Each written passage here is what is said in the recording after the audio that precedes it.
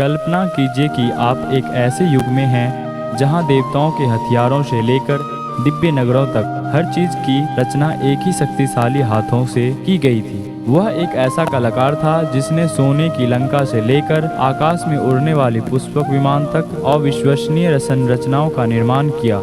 यही नहीं, उन्होंने स्वर्गलोक को भी अपने हाथों से आकार दिया। ये कहानी है देवताओं के महान वास्तुकार भगवान विश्वकर्मा की, जिसकी कारीगरी सिर्फ शिल्प नहीं बल्कि चमत्कार थी। क्या आप तैयार हैं उनकी अद्भुत कृतियां और रहस्यों से पर्दा उठाने के लिए? विष्णु पुराण और अन्य प्राचीन हिंदू ग्रंथों के अनुसार भगवान विश्वकर्मा को देवताओं के शिल्पकार और वास्तुकार के रूप में जाना जाता है। वे सृष्टि के पहले और सबसे बड़े महान इंजीनियर माने जाते हैं। उन्होंने कई महान शहर, महलों और देवताओं के शस्त्र का निर्माण किया। जन्म और उत्पत्ति। भगवान विश्वकर्मा को भगवान ब्रह्मा के सातवें पुत्र के रूप में माना जाता है।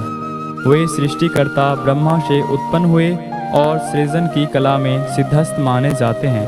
उन्हें देवताओं के अस्त्र शस्त्र, रथ और अन्य दिव्य निर्माणों का सृजनकर्ता कहा जाता है। अद्वितीय कृतियाँ। स्वर्गलोक। विश्वकर्मा ने इंद्र के लिए स्वर्गलोक का निर्माण किया, जो देवताओं का निवास स्थान है। इसे सौंदर्य और वैभव का प्रतीक माना जाता है। लंका। रावण की लंका, जो सोने से निर्मित थी, विश्वकर्मा द्वारा बनाई गई थी। कहते हैं कि यह शहर इतना शानदार था कि इसे वर्णन करने में शब्द कम पड़ जाते हैं।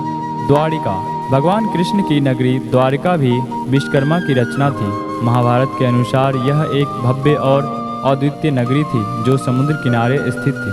पुष्पक विमान। रामायण में वर्णित पुष्पक विमान, जो आकाश में उड़ने वाला अद्भुत विमान था, इसे विश्वकर्मा द्वारा निर्मित किया गया था। इसे रावण के लिए बनाया गया था, परंतु बाद में भगवान राम ने इसका उपयोग किया।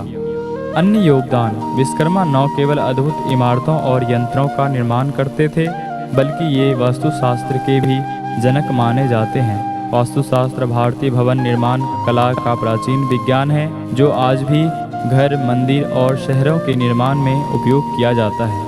पूजा और महत्व। विश्वकर्मा पूजा हर साल 17 सितंबर को मनाई जाती है।